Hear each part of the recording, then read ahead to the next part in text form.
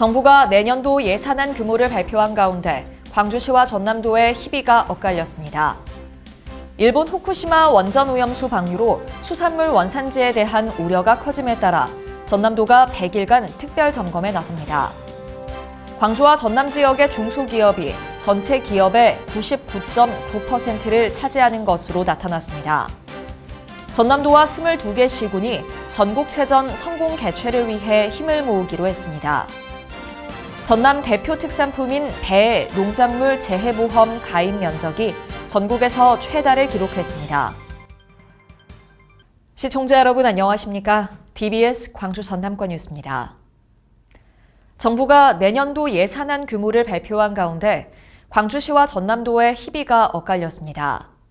광주광역시는 2024년 정부 예산안에 3조 1,426억 원이 반영돼 2023년 정부 예산안보다 971억 원이 감소했습니다. 광주시는 SOC 사업 등 미반영된 예산 818억 원을 국회에 추가 증액 요청하는 등 국비 확보에 총력 대응하기로 했습니다. 반면 전남은 정부 예산 확보 규모가 지난해보다 4.9%, 3,991억 원 늘었습니다. 호남고속철 2단계 등 도로철도 사업과 우주와 바이오 등 47건의 신규 사업이 포함됐습니다.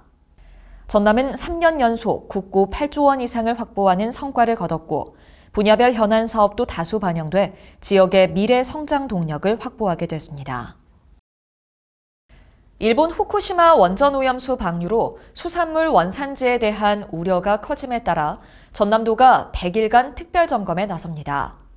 전남도는 각 시군 등과 특별 점검반을 구성하고 일본 수산물 유통업체 374곳을 대상으로 수입 수산물 원산지 표시 2차 특별 점검을 벌입니다. 이번 점검에서는 원산지 미표시와 표시 방법 위반, 거짓 표시 여부 등을 점검하고 원산지 표시 의무 준수를 위한 홍보 활동도 병행할 계획입니다. 한편 수산물 원산지를 허위로 표시하면 7년 이하의 징역 또는 1억 원 이하의 벌금이 부과됩니다. 광주와 전남 지역의 중소기업이 전체 기업의 99.9%를 차지하는 것으로 나타났습니다. 중소벤처기업부에 따르면 지난 2021년 기준 중소기업 수는 광주 19만 8,233개, 전남 28만 2,888개 등 총 48만 1,121개로 집계됐습니다. 종사자 수로 보면 광주 91.7%, 전남 92.6%가 중소기업에 근무하는 것으로 조사됐습니다. 또 매출 규모는 광주 74조 8천억 원, 전남은 85조 1,790억 원으로 2020년보다 각각 11.2%와 9.2% 증가했습니다. 전남도와 22개 시군이 전국체전 성공 개최를 위해 힘을 모으기로 했습니다.